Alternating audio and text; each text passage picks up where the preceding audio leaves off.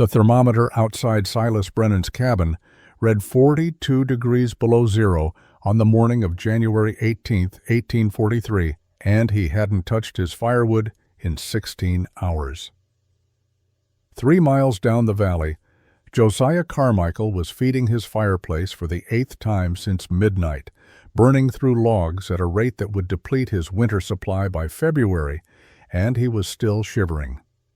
Before we dive into how one trapper's obsession with heat changed survival in the Rockies forever, let us know where you're watching from, and if stories of forgotten frontier ingenuity move you, hit that subscribe button, because tomorrow's tale is even more unbelievable. The winter of 1841 to 1842 started early in the northern Rockies, and it started hard.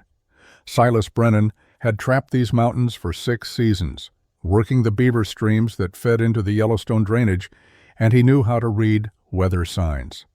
When the aspens dropped their leaves in late August instead of mid-September, he knew they were in trouble. When the first snow fell on September 23rd, a full month ahead of normal, he knew it would be bad. He just didn't know it would take his brother. Silas and Owen Brennan had partnered that season, working a territory they had scouted the previous spring. Owen was younger by 4 years, 23 to Silas's 27, and he was learning the trade with the kind of careful attention that made for long survival in country that killed careless men with brutal efficiency. They had built a cabin in August, standard construction that took them 5 days. Log walls with notched corners, a stone fireplace built into one end, a single door, one small window covered with oiled paper, and a bark roof sealed with mud. It was adequate for normal winters. This was not a normal winter. By late October, they were burning firewood at twice the rate Silas had calculated when he had estimated their winter needs. The stone fireplace worked as all frontier fireplaces worked. You built a fire. It burned hot. Most of the heat went straight up the chimney, and you were warm as long as you sat close to the flames. Move 6 feet away, and you were cold.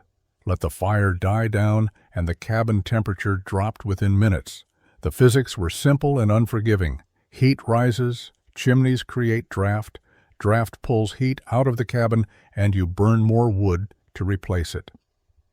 Silas started calculating in early November. They had cut and stacked 4 cords of firewood, figuring it would carry them through March with a comfortable margin. At their current burn rate, they would be out of wood by late January. Cutting firewood in deep winter was possible but dangerous and exhausting. You had to find dead-standing timber, which meant traveling farther from the cabin as nearby resources were depleted. You had to work in temperatures that could freeze exposed skin in minutes. You had to haul the wood back through snow that could be waist-deep. On December 3rd, they started supplementing their woodpile by cutting additional timber. The work was brutal. Owen handled most of it because he was younger and stronger, and because Silas needed to maintain their trap lines to justify the season's economics. They were running a deficit in every sense. Too much wood going out, not enough furs coming in, too much effort expended on survival tasks that produced no income. January 11th brought a cold snap that pushed temperatures down to 30 below zero and held them there for 6 days straight. They were burning wood around the clock, feeding the fireplace every 2 to 3 hours just to keep the cabin marginally habitable. On January 17th, Owen went out to cut more wood. They were down to a 3-day supply. Silas found Owen 1.5 miles from the cabin, sitting against a pine tree with his axe beside him and a half-cut log at his feet. He had been dead for perhaps 3 hours, based on the cold rigidity of his body. There were no bear tracks, no signs of attack, no obvious injury. Owen had simply stopped moving and frozen to death. The temperature that afternoon was 38 degrees below zero. Silas would later calculate that Owen had probably sat down to rest, felt exhaustion overcome him, and lost consciousness before understanding what was happening. Hypothermia killed that way, quietly, almost gently. Silas carried his brother's body back to the cabin. The ground was frozen too solid to dig, So he wrapped Owen in canvas and placed him in the lean-to shed they had built for storing furs. He would bury him properly in spring. That night, Silas sat beside the fireplace feeding logs into flames that seemed to produce less warmth with each passing hour. The cabin was cold despite the roaring fire. He could see his breath 6 feet from the hearth. He watched the heat rise up the chimney and disappear into the frozen night. Owen had died because they ran out of firewood. No, that wasn't accurate. Owen had died gathering firewood because their heating system was so inefficient they couldn't cut and store enough wood to survive a hard winter. The distinction mattered. The problem wasn't wood supply. The problem was a heating method that wasted most of the energy the wood contained. A log contained a certain amount of heat energy. When you burned that log in a standard fireplace, perhaps 20 to 30% of that energy warmed the cabin. The rest went up the chimney as hot air and smoke. You could feel the waste. Stand beside a chimney on a cold night and feel the heat pouring out the top. All that warmth lost to the sky. The fireplace created draft, pulling air from the cabin, heating it briefly, and exhausting it outside. The system was designed to fail. Silas spent that night feeding the fire and thinking. Other trappers accepted this reality. You burned a lot of wood in winter. That was simply how it worked. You cut extra, stored more than you thought you needed, and hoped it was enough. If it wasn't enough, you died. Owen was proof. But acceptance felt like surrender, and Silas was not inclined toward surrender. By morning, he had identified the core problem. Heat was escaping too quickly. The fire produced warmth, but the warmth didn't stay in the cabin long enough to matter. If you could trap the heat, hold it, store it somehow, you wouldn't need to burn constantly. You could burn less wood for the same warmth. The idea seemed simple, but Silas had no concept of how to accomplish it, unless someone had discovered it, and the knowledge simply hadn't reached the Rocky Mountain wilderness. Silas had heard stories about different heating methods. Russians supposedly built massive clay stoves that burned once a day and stayed warm all night. Germans had tile stoves that worked on similar principles. Spanish territories had adobe structures with thick earthen walls that held temperature. Different solutions for the same fundamental problem. Silas decided that when spring came, he would find someone who understood these other heating methods. He would learn how they worked. He would figure out if they could be adapted to a trapper's cabin in the Rockies. The decision gave him something to focus on besides grief. Owen was dead, and Silas couldn't change that. But he could perhaps prevent other trappers from dying the same way. Spring came late in 1842, but when it finally arrived, Silas left the mountains. He buried Owen on a hillside overlooking the creek where they had trapped together, marked the grave with stones, and rode south toward the nearest trading post. The journey took 11 days. He arrived at Fort Benton in early May with his winter's collection of pelts and a specific question nobody expected from a mountain man. He wanted to know about stoves. The trading post was busy with trappers selling furs, restocking supplies, and spending money on whiskey. Silas sold his pelts for a modest price, enough to cover basic supplies and leave him with a small surplus. Then he started asking questions. Most trappers looked at him like he was addled. Stoves? You built a fireplace. That was how you heated a cabin. What else was there to know? But the post's blacksmith was different. Klaus Mannheim was a German immigrant who had come west 5 years earlier, bringing skills that were valuable on the frontier. He worked iron, repaired guns, and built whatever metal goods the trading post needed.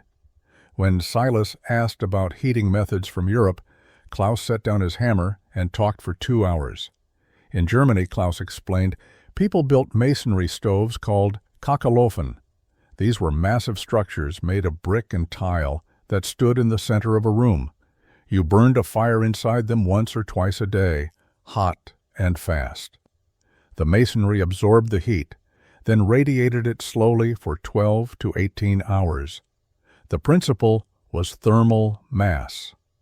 Dense materials like brick, stone, and clay could absorb enormous amounts of heat energy and release it gradually. A well-built masonry stove could keep a house warm through a winter night on a single evening fire. Silas listened carefully. The concept made immediate sense.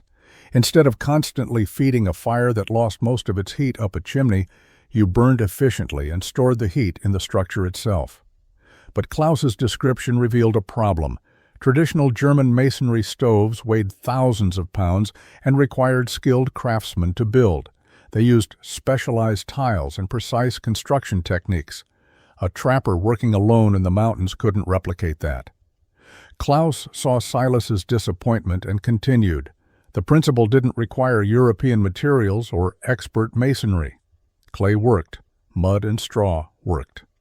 Anything dense enough to absorb heat and slow enough to release it would function. The real innovation wasn't the materials. It was understanding that heat could be stored. Silas spent 3 more days at Fort Benton watching Klaus work. He observed how the blacksmith forge had 2 chambers, a lower area where coal burned and an upper area where metal was heated. The forge didn't waste heat. It channeled it through the structure before venting outside. He watched Pueblo traders demonstrating their earthen ovens, noting how the thick adobe walls stayed warm hours after the fire died. By the time Silas left Fort Benton, he had a plan forming. He couldn't build a German masonry stove, but he could adapt the principles using materials available in the mountains. Clay from creek beds, brick he could make himself, stone from the hillsides. The idea was taking shape. Silas returned to the mountains in late May with supplies that made other trappers shake their heads. Most men returned with powder, lead, coffee, and salt. Silas had those basics, but he also carried 20 pounds of iron straps salvaged from broken barrels, a load of clay-working tools, and 3 books on masonry construction that Klaus had loaned him. Josiah Carmichael, who trapped territory adjacent to Silas's cabin, saw the supplies and laughed outright. "You planning to build a church?" Josiah asked. "A better fireplace," Silas answered. "Fireplace works fine if you feed it enough wood." Silas didn't argue. He simply loaded his supplies and headed back to his cabin. Summer was short in the high country, and he had substantial work ahead if he wanted the new heating system finished before winter. He spent June scouting clay deposits along the creek beds, testing different mixtures for workability and durability. Clay alone cracked when it dried. Clay mixed with straw remained flexible and strong. Clay mixed with sand and straw created something even better, a compound that could withstand high heat without crumbling. July went to preparing materials.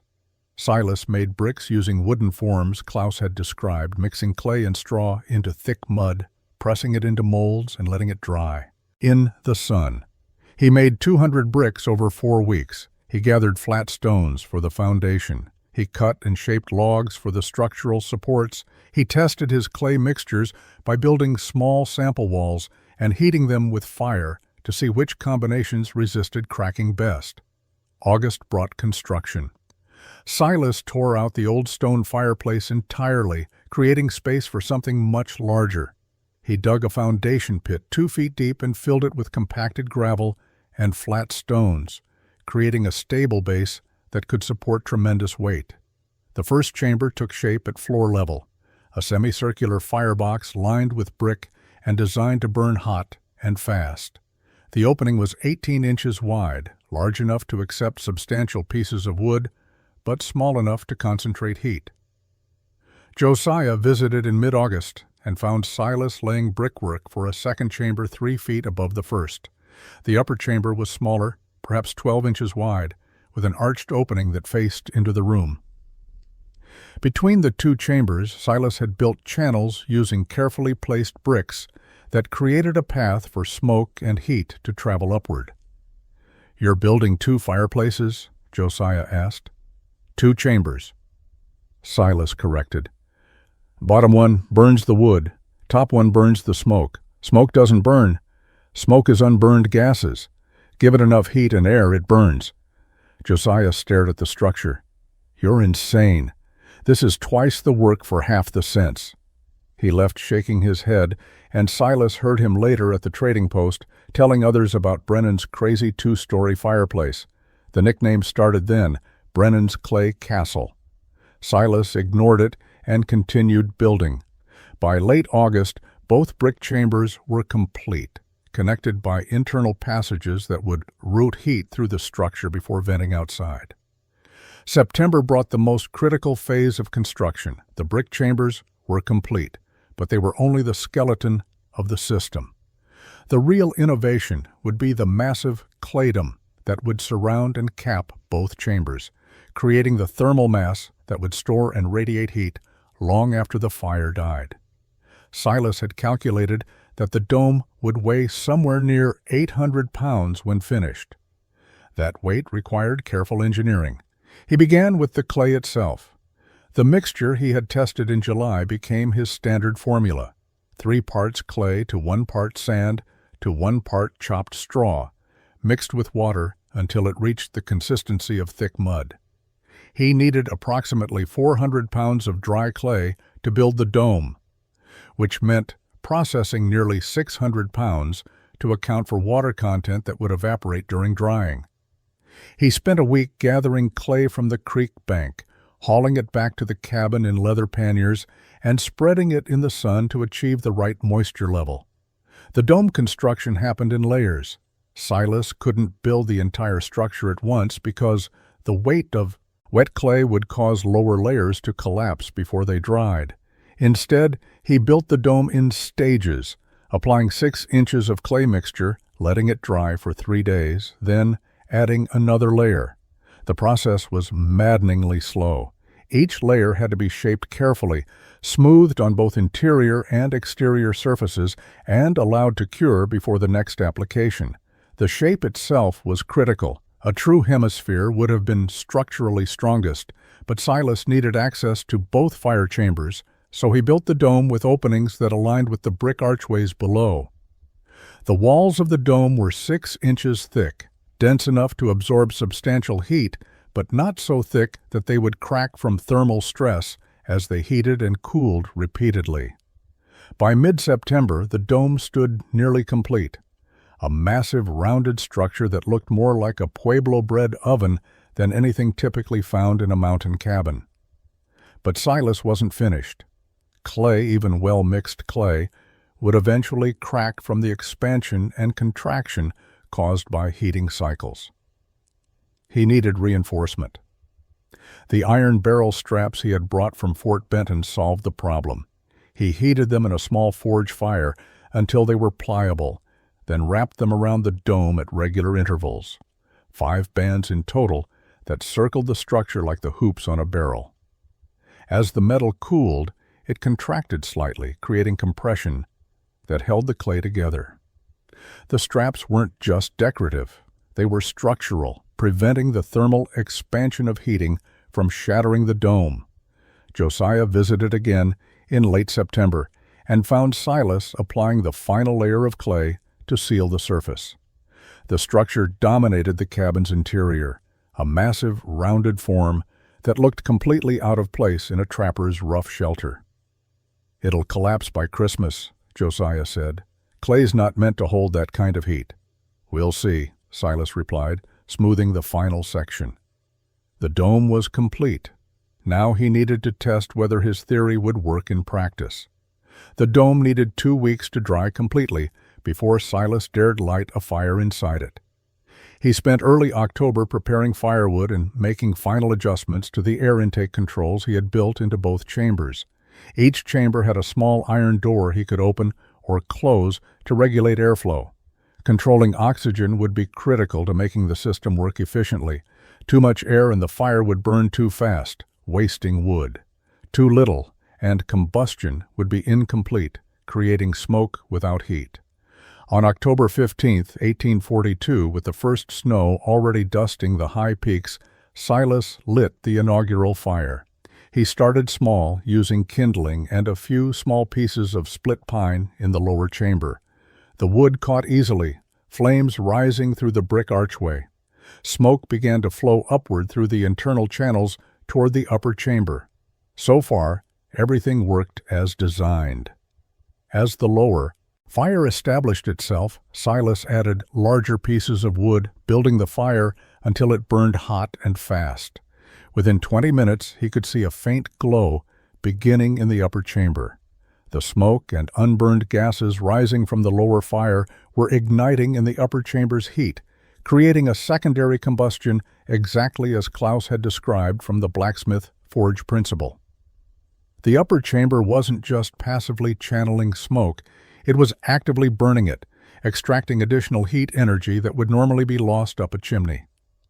Silas placed his hand against the clay dome. It was barely warm. The thermal mass was so substantial that it absorbed heat slowly, but that was the entire point. Fast absorption meant fast release. Slow absorption meant slow, sustained release over many hours. He fed the fire steadily for 2 hours, maintaining hot, active combustion in both chambers. The dome gradually warmed to the touch, then became uncomfortably hot to hold a hand against for more than a few seconds. After 2 hours, Silas let the fire die down naturally. He closed the air intakes partially, allowing the remaining coals to burn themselves out without adding new wood. Within 30 minutes, no visible flame remained in either chamber. He expected the cabin to begin cooling immediately, the way it always had with his old fireplace. It didn't. The dome continued radiating heat. Silas could feel warmth emanating from the entire surface, a gentle, consistent heat that filled the cabin more evenly than any fireplace he had ever experienced. He placed his hand against the dome again. Still hot, but not dangerously so. The clay was releasing its stored energy gradually. Hours passed. Darkness came. The cabin remained warm. Silas ate a simple dinner, checked his trap lines near the cabin, and returned to find the interior still comfortable. He went to sleep without building another fire. When he woke 6 hours later in the middle of the night, the cabin was still noticeably warm. He touched the dome. It was merely warm now, not hot, but still radiating enough heat to keep the space above freezing, despite outside temperatures in the low 20s. The system worked. Silas had built something that actually stored heat.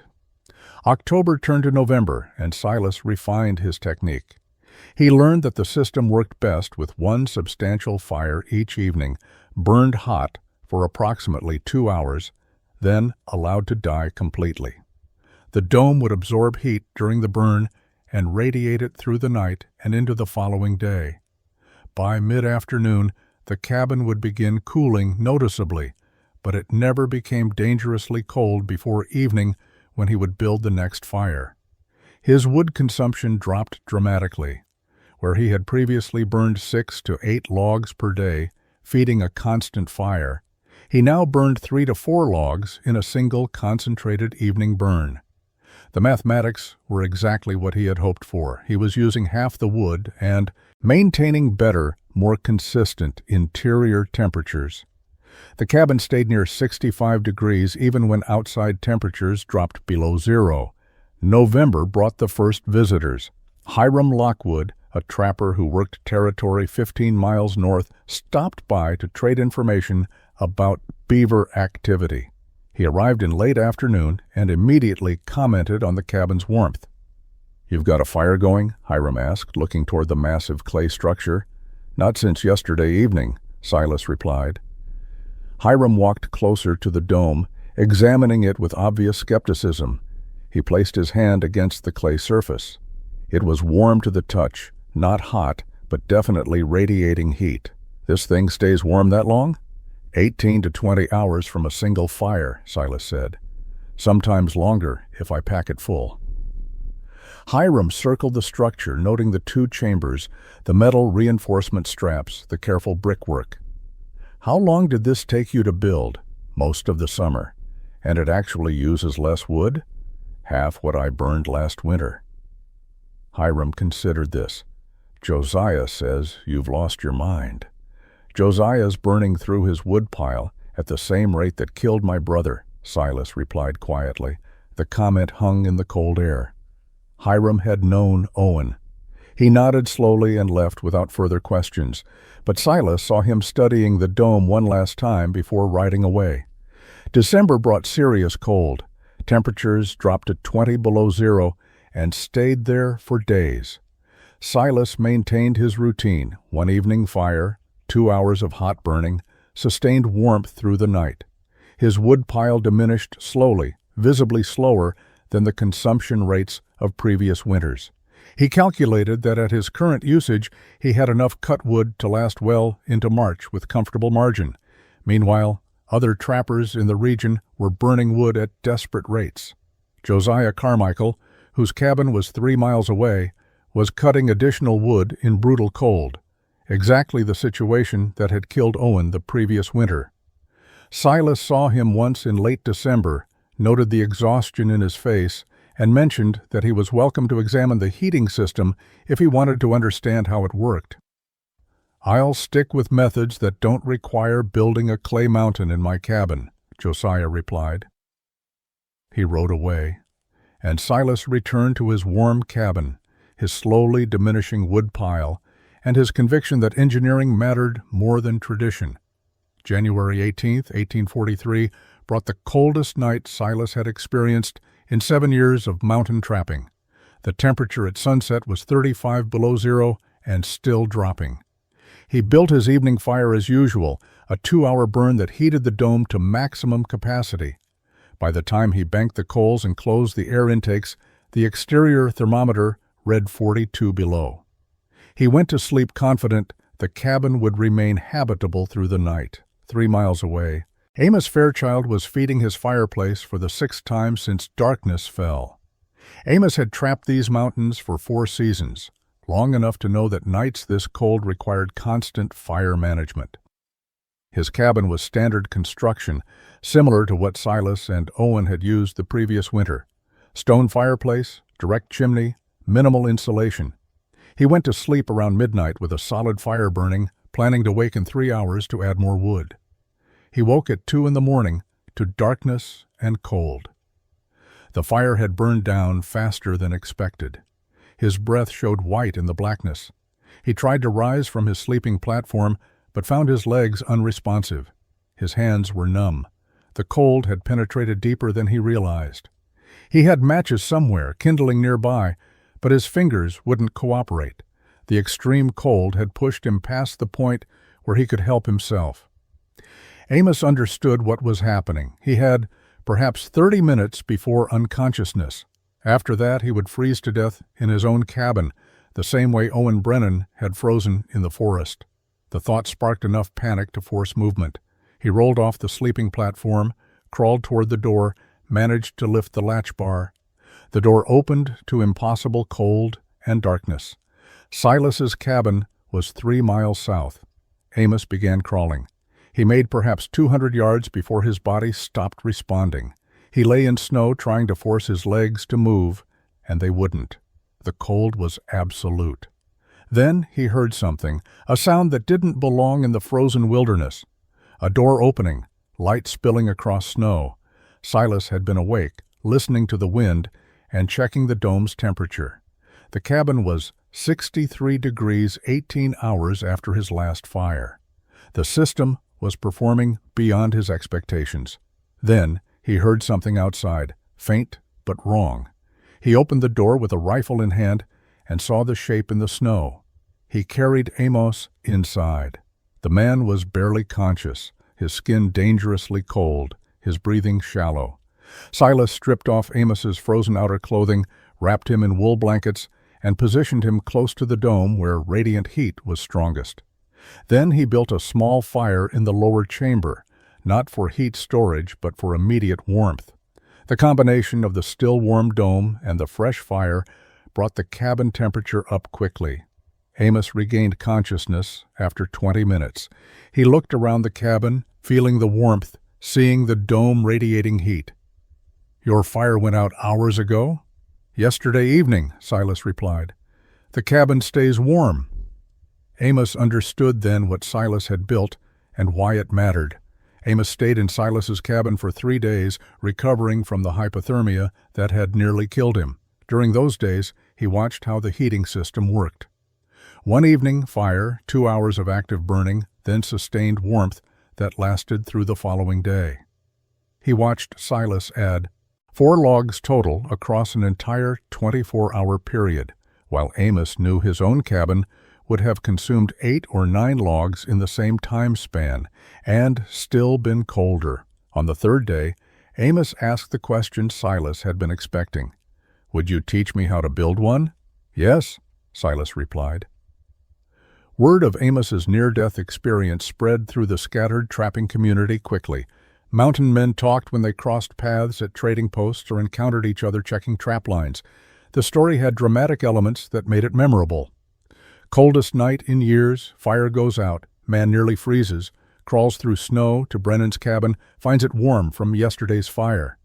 The details seemed impossible, but Amos told the story consistently, and he was known as a reliable man, not given to exaggeration. Hiram Lockwood visited in February and asked direct questions about construction.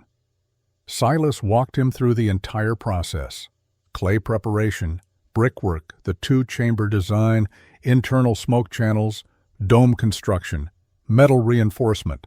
Hiram took notes on a piece of bark using charcoal. He asked about costs, time investment, material sources, and structural load-bearing requirements. When he left, Silas knew Hiram would attempt his own version. Josiah Carmichael appeared in early March. He didn't apologize for his earlier mockery, but his presence was acknowledgment enough. He examined the heating system with the focused attention of someone who recognized his own survival might depend on understanding it. He asked technical questions about airflow, combustion efficiency, and thermal mass principles. Silas answered everything honestly. "How much wood did you burn this winter?" Josiah asked finally. 2.5 cords, Silas replied. "I've burned 5, and I've been cold since December." The comparison said everything. Josiah had burned twice as much wood and suffered worse conditions. The old methods weren't just inefficient, they were dangerous. Men died maintaining them. The evidence was impossible to dismiss. By spring of 1843, 4 trappers in the region had committed to building similar systems. Hiram started construction in May. Amos traded furs for brick-making tools and spent June preparing materials. Even Josiah, who had mocked the design as Brennan's clay castle, began gathering clay from creek beds near his cabin. Silas shared his knowledge freely. He visited construction sites, offered suggestions, corrected mistakes, and explained the principles that made the system work. He had no interest in keeping the innovation secret or claiming credit. The technique existed to solve a problem. If other men could survive winters more safely because of it, that justified the effort. The heating systems built that summer varied in details. Some used more stone than brick. Others built smaller domes or modified the chamber dimensions. But they all followed Silas's core principles: 2-stage combustion, thermal mass storage, and controlled airflow. And they all worked. The winter of 1843 to 1844 proved the value of Silas's innovation across the northern Rockies. Trappers who had built the 2-chamber heating systems reported similar results: 50% reduction in wood consumption, more consistent interior temperatures, and the ability to sleep through the night without tending fires. Those who had dismissed the technique as too time-consuming or complicated continued burning wood at unsustainable rates and suffering through cold that could be avoided. Hiram Lockwood's version worked so well that he built a second, smaller system in his trapping shack 8 miles from his main cabin. Amos Fairchild survived a winter without a single dangerous cold event. Even Josiah Carmichael, though he never publicly acknowledged his earlier skepticism, completed his system in September and used it successfully through the following winter. The technique spread organically through the trapping community. Men who saw the systems working built their own versions. Variations appeared as builders adapted the core principles to available materials and specific needs. Some constructed rectangular thermal mass structures instead of domes. Others used different clay mixtures or alternative reinforcement methods. But the fundamental innovation remained consistent. Capture heat in thermal mass, burn efficiently in 2 stages, and eliminate the constant wood consumption that made frontier winters so dangerous. Silas continued trapping through the 1840s. The fur trade was declining as beaver populations decreased, and eastern hat fashion shifted away from felt, but he made adequate income and lived more comfortably than most mountain men. His cabin stayed warm on minimal wood. His winters were predictable rather than desperate. He had time to maintain equipment, read the few books he owned, and think about problems other than immediate survival. In 1849, Silas left the mountains permanently. He was 35 years old, had saved modest money, and recognized that the trapping era was ending. He rode west to Oregon Territory, purchased 40 acres near the Willamette Valley, and began farming. He married in 1851 a widow named Catherine, who had crossed the plains with a wagon train. They had 3 children over the following years. Silas never spoke much about his mountain years. To his family, he was simply a farmer who had once trapped beaver in the Rockies.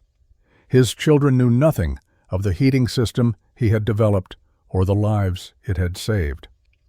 When he died in 1869 at age 55, his obituary in the Oregon City newspaper mentioned his service as a trapper and his work establishing his farm. There was no mention of innovation or engineering, but in the mountains he had left, cabins with 2-chamber heating systems continued functioning. Some were still occupied by trappers or hunters. Others had been taken over by settlers, prospectors, or families homesteading in harsh territory. The systems required no maintenance beyond occasionally replacing clay that weathered or resealing joints that shifted. They simply worked year after year, using half the wood and providing twice the safety. The impossible had become routine. Heat could be stored, efficiency could be engineered, and one man's obsession with solving a problem could change how people survived in unforgiving country. Silas Brennan's legacy wasn't fame, it was warmth.